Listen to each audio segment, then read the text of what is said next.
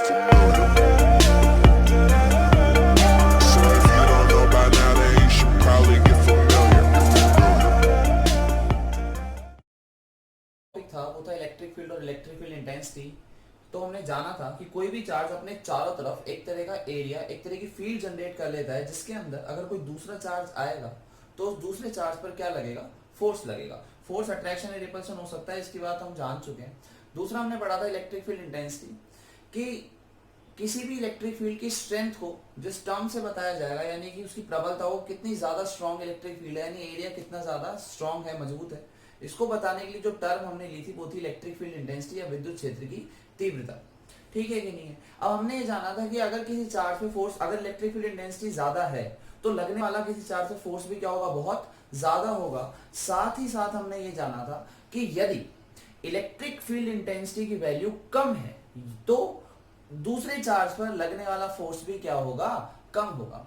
Electric field intensity की हमने जो डेफिनेशन पढ़ी थी वो हमने ये पढ़ी थी कि किसी यूनिट चार्ज पर लगने वाला force, a force on unit charge represents electric field intensity, इकाई धन आवेश पर लगने वाला बल विद्युत क्षेत्र की तीव्रता को प्रदर्शित करता है। ठीक है कि नहीं है? अब हम आगे चलते हैं। आज हम क्या करेंगे बेटा, अब तक हमने जाना है इलेक्ट्रिक फील्ड इंटेंसिटी क्या होती है। आज हम उसका एक फॉर्मूला डिराइव करेंगे और हम उसको कैलकुलेट करके देखेंगे। तो हम क्या करेंगे, हम एक चार्ज लेंगे Q, जिसको हम क्या करें, कैपिटल Q, जिसको हमने क्या किया हुआ है, ऑरिजिन पे रखा हुआ है, और ये हमारे एक्सिस है, एक्स एक्सिस, वाई और जेड एक्सिस। हम सभी जानते हैं एक्स एक्सिस के अलोंग जो यूनिट वेक्टर होगा वो होगा आई कैप, जो वाई एक्सिस के अलोंग यूनिट वेक्टर होगा वो होगा जे कैप, जबकि जो जेड वेक्टर, जेड एक्सिस के अलोंग जो यूनिट वेक्टर होगा वो होगा के कैप। ठीक है कि नहीं? अब हम क्या करेंगे, अब हमको पता है कि चार्ज यहाँ पे रख दिया हमने, तो ये क्या करेगा, चारों तरफ क्या करेगा, इलेक्ट्रिक फील्ड क्या करेगा, जनरेट करेगा, चारों तरफ एक क्या करेगा, विद्युत क्षेत्र का निर्माण कर लेगा। ठीक है कि नहीं? तो इसने कर लिया होगा। अब हम क्या करेंगे, एक दूसरा चार्ज लेंगे, test charge, unit test charge हमारा Q नॉट, और Q नॉट को किसी है ना यूनिट वेक्टर, किसी R नॉट वेक्टर पर लाके रख देंगे। अब R नॉट वेक्टर पे लाके हमने रख तो दिया, तो फिर उस पर हम कैसे निकाले इलेक्ट्रिक फील्ड? ठीक है कि नहीं? तो हम क्या करेंगे, उस Q नॉट पर सबसे पहले निकालेंगे फोर्स। ठीक है कि नहीं? Q नॉट पर क्या निकालेंगे, फोर्स। अब फोर्स तो निकाला जा सकता है, क्योंकि फोर्स निकालने के तो हमारे पास बहुत सारे तरीके होते हैं। ठीक है कि नहीं? इंस्ट्रूमेंट्स हैं, तो हम फोर्स कैलकुलेट कर लेंगे, और फिर यूनिट चार्ज पर हम फोर्स से क्या निकाल लेंगे, इलेक्ट्रिक फील्ड इंटेंसिटी निकाल लेंगे। ठीक है कि नहीं? देखिए मैंने क्या किया, एक चार्ज Q लिया, इसने अपनी इलेक्ट्रिक फील्ड जनरेट करी होगी, मैंने एक चार्ज क्या लिया है, Q नॉट लिया है। अब मुझे पता है मैंने क्या किया है कि ये वाला चार्ज भी पॉजिटिव और ये वाला चार्ज भी, Q नॉट भी हमारा क्या है, टेस्ट चार्ज है, ये तो पॉजिटिव भी होता है, हम पढ़ चुके हैं इसके बारे में। ठीक है कि नहीं? अब इस चार्ज के कारण जो इस चार्ज पर फोर्स लगेगा वो अवे फ्रॉम द चार्ज लगेगा, लगेगा या नहीं लगेगा? यानी कि जो इलेक्ट्रिक फील्ड की डायरेक्शन होगी वो भी कुछ इस तरह से होगी। ये वाली चीज कंफ्यूजन है, इसको हम फॉर्मूला से ज्यादा क्लियर कर सकते हैं। देखो यहाँ पे हमने कहा था कि जो इलेक्ट्रिक फील्ड इंटेंसिटी वो क्या है, फोर्स ऑन यूनिट चार्ज है। क्या है? फोर्स ऑन यूनिट चार्ज, यानी इकाई धनावेश पर लगने वाला बल। ठीक है कि नहीं है? अब देखो ध्यान से, बल का सूत्र क्या होता है, आपको बल का सूत्र याद होगा कि K Q1। अब हमारा Q1 तो क्या है, हमारा कैपिटल Q, Q2 क्या है हमारा, Q नॉट। तो K Q1 Q2 अपॉन में R not cube, R not क्या डिस्टेंस, तो दोनों के बीच की डिस्टेंस क्या है, R not, multiply by R not का वेक्टर। ठीक है कि नहीं? ये तो क्या आ गया, force. Force upon charge, Q not से Q नॉट कैंसिल हो जाएगा, बचेगा क्या, K Q R naught vector upon R not cube. और हम सभी जानते हैं इसको हम कैसे लिख सकते हैं, K Q upon R not square R not cap. अब आप ध्यान से देखो इस टर्म को, ये वाली टर्म को देखो और इस वाली टर्म को देखो। जो डायरेक्शन फोर्स की थी R नॉट वेक्टर, वही डायरेक्शन किसकी है, इलेक्ट्रिक फील्ड इंटेंसिटी की है। यानी कि इसका मतलब यह है कि यूनिट टेस्ट चार्ज पर, हाँ यानी इकाई धनावेश पर लगने वाले बल की दिशा में ही इलेक्ट्रिक फील्ड इंटेंसिटी की डायरेक्शन मानी जाती है। यूनिट टेस्ट चार्ज पर लगने वाले फोर्स की डायरेक्शन में ही हम इलेक्ट्रिक फील्ड इंटेंसिटी की डायरेक्शन को मानते हैं, या उसकी डायरेक्शन उसी डायरेक्शन में होती है जिस डायरेक्शन में यूनिट टेस्ट चार्ज पर लगने वाले फोर्स की डायरेक्शन होती है। ठीक है कि नहीं? अच्छा, ये हमारे पास फॉर्मूला आ गया, पक्की बात है क्या? अगर अपन इस फॉर्मूले को देखें ध्यान से, तो देखो हमने क्या बात करी थी, ये चार्ज होगा, ये दोनों पॉजिटिव चार्ज है, ये भी पॉजिटिव ही है, तो पॉजिटिव चार्ज और पॉजिटिव चार्ज फोर्स कैसे लगेगा, अवे फ्रॉम द चार्ज, आवेश से दूर, तथा दोनों आवेशों को जोड़ने वाली रेखा के अनुदिश। साथ ही साथ क्या, along the line joining both the charges. तो हमारा फोर्स इस तरफ से आया, तो हमारी इलेक्ट्रिक फील्ड इंटेंसिटी भी क्या आएगी, इस तरफ से आएगी। अब इलेक्ट्रिक फील्ड इंटेंसिटी इस तरफ से, तो ध्यान से देखो मैं, जो इलेक्ट्रिक फील्ड इंटेंसिटी है और ये R नॉट है, फॉर्मूले में भी इन दोनों की डायरेक्शन सेम है।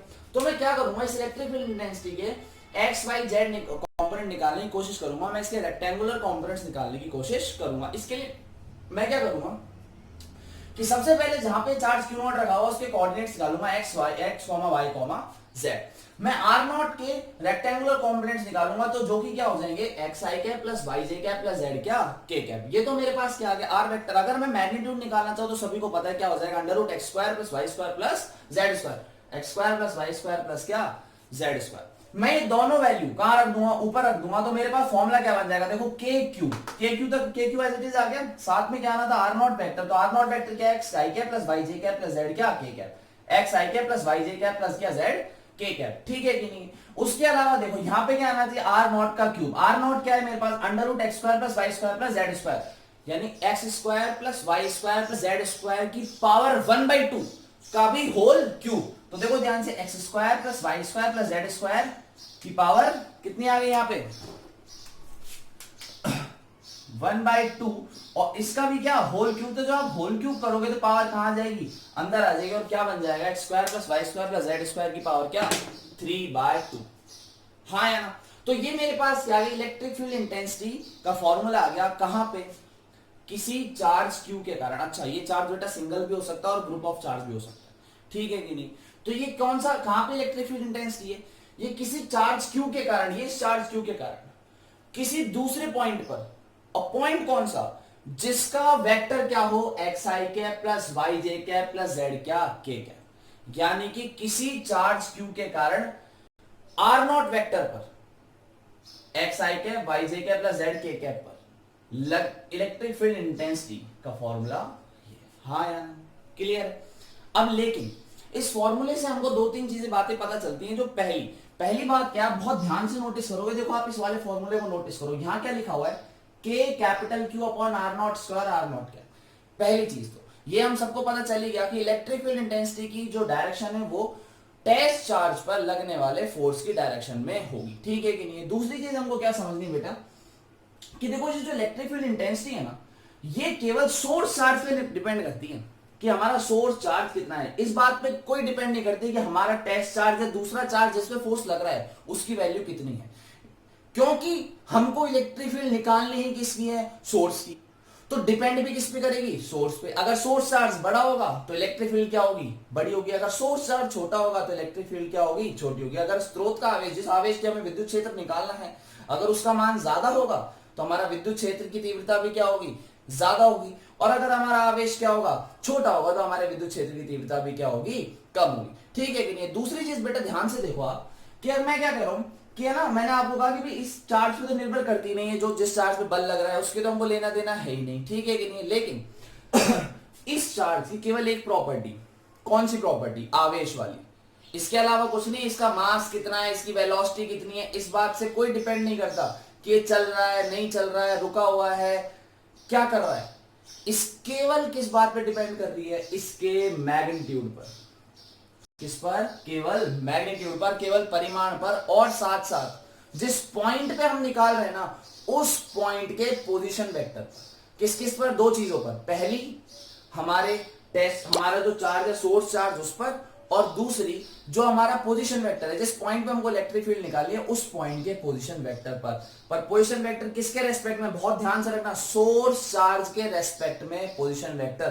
क्योंकि यहां पे भी हमारा जो आर नॉट है वो सोर्स चार्ज के अलोंग ही क्या पोजीशन वेक्टर लिया गया है, ठीक है कि नहीं। दूसरी चीज, चलो आगे चलते।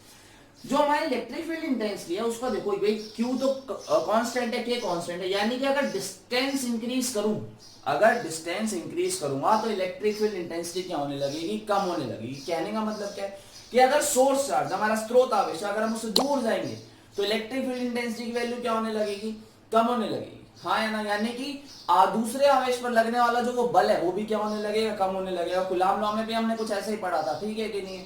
साथ ही साथ अगर मैं इसको ग्राफ में ड्रॉ करना चाहूं तो मेरे पास क्या मिलेगा कि जो इलेक्ट्रिक फील्ड है वो बेटा आर स्क्वायर के साथ क्या है, देखो डिस्टेंस बढ़ रही है तो हमारी इलेक्ट्रिक फील्ड क्या हो रही है, कम हो रही है। कैसा बना, रेक्टेंगुलर हाइपरबोला, ठीक है कि नहीं। उसके अलावा अगर 1/r² के साथ मैं इसका ग्राफ बनाना चाहूं तो कैसा बनेगा, स्ट्रेट लाइन। तीसरी चीज बेटा बहुत ध्यान रखने वाली है, जो हमारी इलेक्ट्रिक फील्ड इंटेंसिटी है ना, ये स्फेरिकल है ना, सिमेट्रिक है। अब स्फेरिकल सिमेट्रिक का मतलब क्या है वो समझो। मान लो ये कोई चार्ज है, यहाँ पे रखा हुआ चार्ज, इमेजिन करना सीखो। फिजिक्स है ना, देखी पढ़ी नहीं जाती बेटा, फिजिक्स देखी जाती है। जितनी ज्यादा देखने की कोशिश करोगे ना उतना ही ज्यादा समझ में आ पाएगा। मानो कि यहाँ पे कोई चार्ज रखा हुआ है, कोई भी चार्ज 1 गुलाम, 2 गुलाम, 3 गुलाम, कुछ भी हो सकता है। अब इससे 5 सेंटीमीटर की डिस्टेंस पर कोई पॉइंट लिया मैंने पी, और वहां पे मेरी कोई इलेक्ट्रिक फील्ड की वैल्यू आ गई, मैग्नीट्यूड, डायरेक्शन नहीं, केवल क्या, मैग्नीट्यूड, ठीक है कि नहीं। तो मैं क्या कर रहा हूं, इस चार्ज से 5 सेंटीमीटर की डिस्टेंस पर अगर इलेक्ट्रिक फील्ड इंटेंसिटी वैल्यू ई है, तो इस चार्ज से हर डायरेक्शन में 5 सेंटीमीटर की डिस्टेंस पर, डिस्टेंस नहीं बदलनी चाहिए, ना तो ये सोर्स चार्ज बदल रहा है ना ही डिस्टेंस बदल रही है। तो कह रहे हैं इस सोर्स चार्ज से इक्वल 5, एक पूरा स्फीयर बना लो तुम तो, ठीक है कि नहीं। एक सोर्स चार्ज लिया, 5 सेंटीमीटर की रेडियस लो, एक क्या बना दिया, स्फीयर बना लिया, गोला बना लिया। अब गोले की सतह पे हर बिंदु वो इस चार्ज से सेम डिस्टेंस पे, कितनी डिस्टेंस है, 5 सेंटीमीटर, हाँ या ना।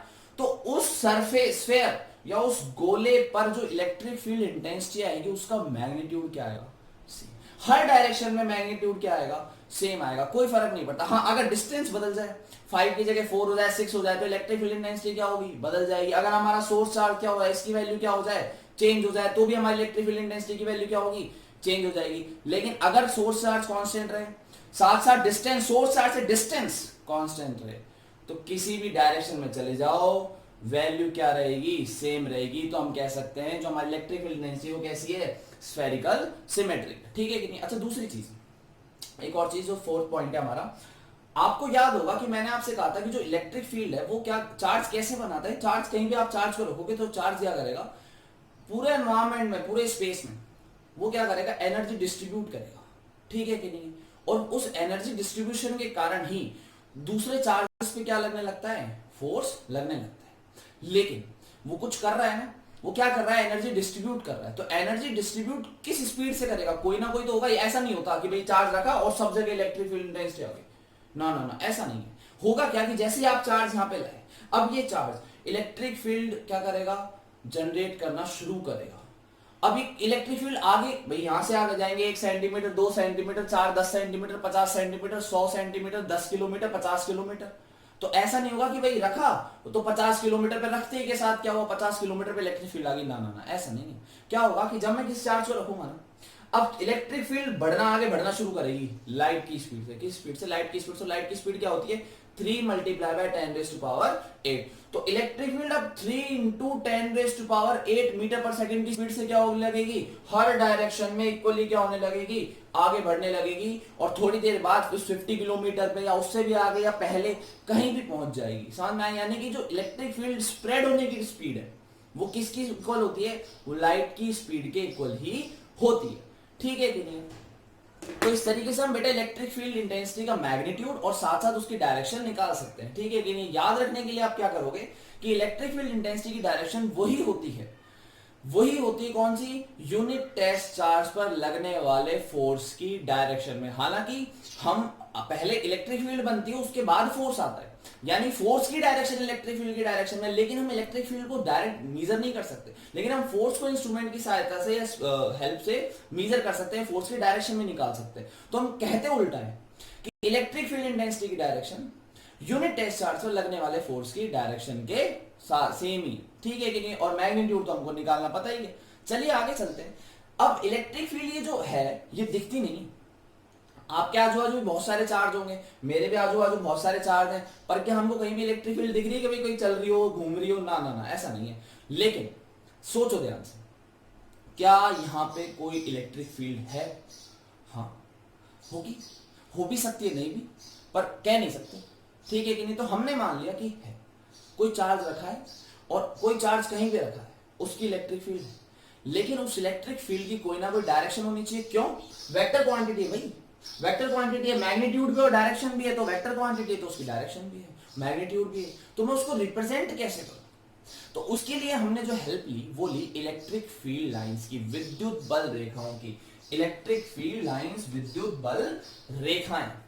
अब विद्युत बल रेखाएं क्या है, बल रेखाएं बेटा कुछ नहीं है नहीं काल्पनिक रेखाएं, केवल काल्पनिक, कपोर कल्पना, तो केवल काल्पनिक है। लेकिन हम इनकी हेल्प से, इनकी मदद से अगर हम इलेक्ट्रिक फील्ड लाइन ड्रॉ करें, जैसे कि मैं आप इसको रब कर देता हूं, आई होप आप ये सब आपने नोट कर लिया होगा।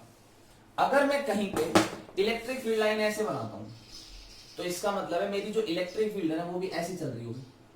अगर मैं कहीं पे इलेक्ट्रिक फील्ड लाइन ऊपर बनाता हूं ना तो ऊपर कौन सी डायरेक्शन है, नॉर्थ, तो यानी कि मेरी इलेक्ट्रिक फील्ड की डायरेक्शन भी क्या है, साउथ से नॉर्थ। अगर मैं इलेक्ट्रिक फील्ड लाइंस की डायरेक्शन कुछ ऐसे बना देता हूं, इसका मतलब है क्या, इसका मतलब है कि मेरी इलेक्ट्रिक फील्ड की डायरेक्शन वेस्ट से ईस्ट, समझ गए, यानी कि डायरेक्शन को बताती है पहली चीज तो। लेकिन ये तो स्ट्रेट लाइन है, अगर ये कर्व्ड है तो क्या इलेक्ट्रिक फील्ड की डायरेक्शन ऐसे ही कर्व्ड, हाँ बिल्कुल ऐसे ही है, बिल्कुल इसी तरीके से जिस तरीके से आपने लाइन ड्रॉ करी है इलेक्ट्रिक फील्ड की डायरेक्शन भी उसी तरीके से होगी। ना उल्टा बोल दिया है ना, जिस तरीके से इलेक्ट्रिक फील्ड होगी ना उसी तरीके से लाइन ड्रॉ की जाएगी, दोनों सेम है। लेकिन इस पॉइंट पे अगर मैं डायरेक्शन निकालना चाहूं तो कैसे निकालूंगा, तो मैं क्या करूंगा, इस पॉइंट पे इस कर्व के यानी इलेक्ट्रिक फील्ड लाइन के साथ में एक टेंजेंट ड्रॉ कर दूंगा, क्या कर दूंगा, एक स्पर्श रेखा खींच दूंगा। अब इस पॉइंट पर इलेक्ट्रिक फील्ड की डायरेक्शन क्या है, इस पॉइंट पर इलेक्ट्रिक फील्ड की डायरेक्शन क्या है, ये है बिल्कुल इस तरीके से। और देखो ध्यान से, मान लो ये सर्कल होगा, ये मान लो इलेक्ट्रिक फील्ड की डायरेक्शन कुछ इस तरीके से यूं, मुझे इधर निकालनी इलेक्ट्रिक फील्ड डायरेक्शन, तो मैं कैसे निकालूंगा, यहाँ पे एक टेंजेंट ड्रॉ कर दूंगा। अब मेरी इस पॉइंट पर इलेक्ट्रिक फील्ड की डायरेक्शन क्या है, इधर। इस पॉइंट पर निकालना चाहे तो टेंजेंट ड्रॉ करो इधर, इस पॉइंट पे निकालना चाहे तो कैसे होगी, इधर। यानी किसी भी पॉइंट पे टेंजेंट ड्रॉ कर दूं तो उस पॉइंट पर मुझे इलेक्ट्रिक फील्ड की डायरेक्शन मिल जाएगी। सर यहां करो, यहां कर लो ना, यहां देखो अगर टेंजेंट ड्रॉ करेंगे तो ऊपर ही आएगी, तो पूरी सेम ही है, पक्की बात है कि नहीं है। तो ये क्या हो गया, पता चल गया इलेक्ट्रिक फील्ड क्या है, लाइन क्या है। इलेक्ट्रिक फील्ड लाइन एक तरह के इमेजिनरी कर रहे, एक तरह के काल्पनिक रेखाएं जिनके किसी भी बिंदु पे अगर मैं स्पर्श रेखा खींचूं, अगर किसी भी पॉइंट पर टेंजेंट ड्रॉ करूं तो उस पॉइंट पर मुझे क्या मिलेगी, इलेक्ट्रिक फील्ड इंटेंसिटी की डायरेक्शन। ठीक है कि नहीं, आगे चलते हैं। दूसरा पॉइंट है नंबर शोज स्ट्रेंथ, संख्या प्रबलता को व्यक्त करती है, या फिर डेंसिटी, डेंसिटी समझते हैं मतलब क्या है हमारा। अगर बहुत सारी इलेक्ट्रिक फील्ड लाइन हो ना, पास पास पास पास, देखो देखो ध्यान से देखो, यहां देखो, अगर बहुत सारी इलेक्ट्रिक फील्ड लाइन पास पास पास पास और इधर दो ही मान लो, यहां ज्यादा है नंबर एक ही एरिया में, यहां पे नंबर कम है, यानी यहां डेंसिटी ज्यादा है, घनत्व ज्यादा इलेक्ट्रिक फील्ड लाइन का बल रेखा होगा, लेकिन यहां पे कम है, तो यहां पे इलेक्ट्रिक फील्ड क्या होगी, स्ट्रांग होगी, और यहां पे इलेक्ट्रिक फील्ड कैसी होगी, वीक होगी। ठीक है कि नहीं, आप याद समझ, एक चीज आप इसमें नोट कर लेना बेटा, याद क्या रखना है कि चार्ज के पास, कोई भी चार्ज उसके पास इलेक्ट्रिक फील्ड लाइंस पास पास होती है। इसको हम डायग्राम से मैं आपको समझा दूंगा। खैर आगे चलते हैं। तीसरा पॉइंट क्या है, ये देखो, तीसरा पॉइंट में हमने क्या ड्रॉ किया हुआ है कि electric field line positive charge से तो स्टार्ट होती है, हमेशा पॉजिटिव चार्ज से स्टार्ट होती है, और नेगेटिव चार्ज पे खत्म होती है। नेगेटिव चार्ज पे क्या जाओगे, एंड हो जाएगी। लेकिन मानो हमारे पास नेगेटिव चार्ज होता ही नहीं, नेगेटिव चार्ज होता ही नहीं, ये नहीं होता, भूल जाओ उसको। तो इलेक्ट्रिक फील्ड लाइन स्टार्ट तो होती और कहां जाके खत्म होती, इनफाइनाइट पे। तो क्योंकि इसको स्टार्ट तो होना ही पॉजिटिव से, नेगेटिव है नहीं तो कहां चली जाएगी, ये नेगेटिव को ढूंढती ढूंढती कहां चली जाएगी, इनफाइनाइट तक। इनफाइनाइट पे भी नेगेटिव मिलेगा नहीं तो ये आगे बढ़ती जाएगी, बस चलती जाएगी। कहां पे खत्म कहां होगी, इनफाइनाइट पे। अब क्योंकि इनफाइनाइट अपने आप में इमेजिनरी है तो इसका खत्म होना भी क्या हो गया, पॉइंट इमेजिनरी हो गया। ठीक है कि नहीं। सेम चीज नेगेटिव चार्ज की है कि नेगेटिव चार्ज पे क्या होती है, आके खत्म होती है, लेकिन मान लो पॉजिटिव चार्ज नहीं होता, अब इस पे आके खत्म तो हो रही है पर कहीं से तो शुरू ही होगी। और भाई पॉजिटिव चार्ज है तो शुरू कहां से होगी, इनफाइनाइट से। तो इनफाइनाइट से शुरू होकर कहां पे आई होगी, नेगेटिव चार्ज पे आई होगी। ठीक है कि नहीं। फोर्थ पॉइंट देखते हैं। मैंने यहां पे क्या किया बेटा, दो चार्ज लिए हैं, दोनों चार्ज पॉजिटिव है और दोनों चार्ज अपनी अपनी क्या करेंगे, अब हमको पता है दोनों चार्ज पॉजिटिव है तो दोनों अपनी अपनी इलेक्ट्रिक फील्ड जनरेट करेंगे। सपोज करो ये एक चार्ज है पॉजिटिव और ये क्या कर रहा है, अपनी इलेक्ट्रिक फील्ड के इस डायरेक्शन में बनाएगा, ये भी पॉजिटिव है, ये क्या बनाएगा, अपोजिट डायरेक्शन में। दोनों इलेक्ट्रिक फील्ड डायरेक्शन अब एक दूसरे की मैग्नीट्यूड सेम, तो दोनों एक दूसरे की इलेक्ट्रिक फील्ड को क्या करेंगे, कैंसिल आउट करेंगे। तो बीच में तो मुझे इलेक्ट्रिक फील्ड मिलेगी नहीं। अगर अब इलेक्ट्रिक फील्ड नहीं है कहीं पे तो वहां पे इलेक्ट्रिक फील्ड लाइंस होंगी क्या, नहीं। इलेक्ट्रिक फील्ड लाइन तो रिप्रेजेंटिंग इसको कर रही है, किसको प्रदर्शित करती है, इलेक्ट्रिक फील्ड इंटेंसिटी को। अगर इलेक्ट्रिक फील्ड है ही नहीं तो बल रेखाएं भी क्या होंगी, नहीं होंगी। तो यहाँ पे बल रेखाएं नहीं है। दूसरा क्या होगी कि क्योंकि ये दोनों एक दूसरे को रिपेल कर रहे हैं तो इनकी जो इलेक्ट्रिक फील्ड लाइंस है वो भी एक दूसरे को क्या करेंगी, प्रतिकर्षित करेंगे। देखो ये एक दूसरे से दूर भाग रही है, ये एक दूसरे से क्या कर रही है, दूर भाग रही है। ठीक है कि नहीं। अच्छा, जो ये इन दोनों चार्ज का मैग्नीट्यूड क्या है, बिल्कुल बेटा सेम, क्या है, सेम, दोनों सेम वैल्यू है, ठीक है कि नहीं। तो जो जीरो पॉइंट है, जो न्यूट्रल पॉइंट है जहां पे इलेक्ट्रिक फील्ड क्या है, जीरो है, वो बिल्कुल दोनों के कहां मिलेगा, मुझे बीचों बीच मिलेगा। लेकिन अगर ये चार्ज बड़ा होता, ये चार्ज बड़ा होता, ये चार्ज क्या होता बेचारा, छोटा होता, तो मेरी जो ये पॉइंट है ये कहां शिफ्ट हो जाता, छोटे चार्ज की तरफ, यानी न्यूट्रल पॉइंट जहां पे इलेक्ट्रिक फील्ड क्या मिलेगी मुझे, जीरो, वो कहां शिफ्ट हो जाता, छोटे चार्ज की तरफ, बड़े चार्ज से दूर और छोटे चार्ज के पास। अगर ये वाला बड़ा हो जाता तो पॉइंट कहां शिफ्ट हो जाता, इस तरफ, ठीक है कि नहीं। लेकिन क्या इन दोनों के बीच में भी कोई ऐसा पॉइंट आ सकता है क्या, न्यूट्रल पॉइंट, ना, क्योंकि यहां से तो स्टार्ट होगी, कोई रिपेल करने वाला है नहीं, सारी की सारी कहां जाके खत्म हो जाएंगी, नेगेटिव चार्ज में जाके खत्म हो जाएगी। दोनों पॉइंट डायग्राम से पहली बात समझ में क्या आती है कि ये जो इलेक्ट्रिक फील्ड लाइन है ये क्लोज लूप नहीं है। क्लोज लूप वो होती है जो जहां से स्टार्ट हुई वहीं पे आगे खत्म हो, मान लो यहां से स्टार्ट हुई और यहीं आगे खत्म हो जाए, लेकिन हमारी तो स्टार्ट कहां से है, पॉजिटिव से, और एंड कहां होती है, नेगेटिव पे, तो क्या क्लोज लूप बना रही है क्या, ना, तो क्लोज लूप नहीं है। लेकिन क्या बीच में टूट रही है क्या, कहीं डायग्राम तो मिट गया है, पर क्या टूट रही है क्या, ना, टूट नहीं रही। तो टूट नहीं रही तो कैसा कर्व है, कंटिन्यूअस कर्व है, सतत वक्र है, ठीक है कि नहीं है। सतत वक्र क्या होते हैं, जो बीच में टूटते नहीं, तो हमारी टूट नहीं, ठीक है कि नहीं। चलो क्या बेटा, अपना नेक्स्ट पॉइंट है कि they never intersect each other, कभी भी प्रतिच्छेदित नहीं करती, कभी भी एक दूसरे को नहीं काटेगी। कहने का क्या मतलब है, मान लो बेटा दो इलेक्ट्रिक फील्ड लाइन है, ऐसे, एक ऐसे और एक ऐसे। अब इलेक्ट्रिक फील्ड लाइन किसी भी पॉइंट पे क्या बताती है, याद करो क्या बताती है, डायरेक्शन को। अब इस पॉइंट पर ये वाली इलेक्ट्रिक फील्ड लाइन तो ऐसे डायरेक्शन बता रही है, ये वाली किधर डायरेक्शन बता रही है, इधर, तो इस पॉइंट पर दो डायरेक्शन पॉसिबल है क्या, नहीं। अब बुक में तो ये रीजन दिया हुआ, लेकिन इसका एक्चुअल कारण क्या है वो देख। होगा क्या कि मानो कोई चार्ज है क्यू, कोई चार्ज है क्यू, इसने अपनी इलेक्ट्रिक फील्ड बनाई इधर, एक चार्ज इधर क्यू, इसने अपनी बनाई इधर, तो टोटल क्या मिलेगी हमको, क्योंकि वेक्टर क्वांटिटी है ना बेटा, कैसी क्वांटिटी, वेक्टर, आपको पता है। तो जो रिजल्टेंट इलेक्ट्रिक फील्ड होगी ना इस पॉइंट पे, रिजल्टेंट यानी दोनों की ऐड करके वेक्टर सम करके, वो हमको क्या मिलेगी, दोनों के वेक्टर सम से मिलेगी। तो काटने का तो सवाल ही नहीं है। कहने का मतलब क्या हो गया कि इसके कारण भी इस पॉइंट पे कुछ इस तरीके से आ जाएगा और इसके कारण भी कुछ पॉइंट पे कुछ इस तरीके से आ जाएंगे, दोनों आ जाएंगे, हाँ या ना, हमको दोनों डायरेक्शन क्या मिलेगी, इलेक्ट्रिक फील्ड मिल जाएगी, ठीक है कि नहीं। चलें क्या आगे चलते हैं, तो आगे देखते हैं इंटेंसिटी क्या है। अब इलेक्ट्रिक फील्ड इंटेंसिटी हमने कहा डायरेक्शन को बताती है, तो डायरेक्शन तो हम समझ गए, लेकिन साथ साथ मैग्नीट्यूड भी बताती है। और तो सर आपने बता तो दिया कि अगर बहुत ज्यादा होंगी तो इलेक्ट्रिक फील्ड स्ट्रांग होगी और कम होगी तो इलेक्ट्रिक फील्ड कम होगी ना। इसको एप्रोप्रिएट समझते हैं कि अगर मुझे किसी पॉइंट पर इलेक्ट्रिक फील्ड इंटेंसिटी निकालनी है, किसी पॉइंट पर इलेक्ट्रिक फील्ड इंटेंसिटी निकालनी है, स्ट्रेंथ निकालनी है इलेक्ट्रिक फील्ड की, तो मैं क्या करूंगा, उस पॉइंट पर एरिया बनाऊंगा, यूनिट एरिया। कितना एरिया, यूनिट एरिया। अब इस यूनिट एरिया से मान लो ये एरिया कितना है, 1 मीटर स्क्वायर है। इस यूनिट एरिया से मान लो दो लाइन पास हो रही है, एक और एरिया ऐसा है, यहां पे देखो,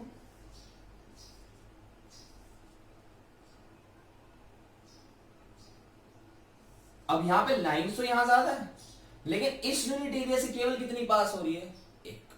तो स्ट्रेंथ इंटेंसिटी कहां ज्यादा होगी, यहां पे। क्यों, क्योंकि यूनिट एरिया से पास होने वाली लाइंस कहां है, यहां ज्यादा है, जबकि यहां पे क्या है, कम है, भले ही अपने आप में ज्यादा हो। तो इंटेंसिटी किसको बताएगी एंड स्ट्रेंथ किसको बताएगी, number of field lines passing unit area, इकाई क्षेत्रफल से गुजरने वाली बल रेखाओं की संख्या किसको बताएगी, इंटेंसिटी को बताएगी। अगला पॉइंट देखते हैं, अगला पॉइंट हमारा है perpendicular to the surface of source, स्रोत की सतह के लंब। तो बेटा ये जो बल रेखाएं होती हैं ये हमेशा, ये जो हमारी इलेक्ट्रिक फील्ड लाइंस है ये हमेशा सोर्स की सरफेस के परपेंडिकुलर है। कहने का क्या मतलब है, जैसे मान लो हमारी एक बॉल है जिसको हमने पॉजिटिव चार्ज किया, अब इलेक्ट्रिक फील्ड से जनरेट होगी पॉजिटिव चार्ज करंट, तो हमेशा होगी सरफेस के परपेंडिकुलर, यहां भी सरफेस के परपेंडिकुलर, सरफेस, इस सरफेस से और ये वाली जो रेखा है ये दोनों आपस में क्या होनी चाहिए, परपेंडिकुलर। सारी परपेंडिकुलर होंगी, सारी की सारी 90 डिग्री बनाएंगी। तो सारी बल रेखाएं या सारी इलेक्ट्रिक फील्ड लाइन सरफेस से कितना एंगल बनाती है, 90 डिग्री का एंगल बनाती है। अगला देखते हैं, अगला क्या है, ये हम समझ ही गए कि डिस्टेंस बढ़ने के साथ इलेक्ट्रिक फील्ड इंटेंसिटी कम होगी। और लास्ट पॉइंट क्या है हमारा, कि अगर चार्ज बड़ा होगा, सही बात है, अगर हमारा चार्ज बड़ा होगा तो हमारी इलेक्ट्रिक फील्ड इंटेंसिटी की वैल्यू क्या होगी, ज्यादा होगी। अगर हमारा चार्ज छोटा होगा तो हमारी इलेक्ट्रिक फील्ड इंटेंसिटी की वैल्यू क्या होगी, कम होगी, ठीक है कि नहीं।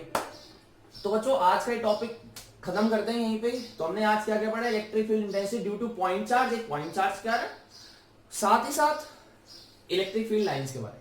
कल हम जो टॉपिक पढ़ेंगे वो होगा डाइपोल, हम डाइपोल के कारण इलेक्ट्रिक फील्ड इंटेंसिटी कैलकुलेट करेंगे। Have a good day.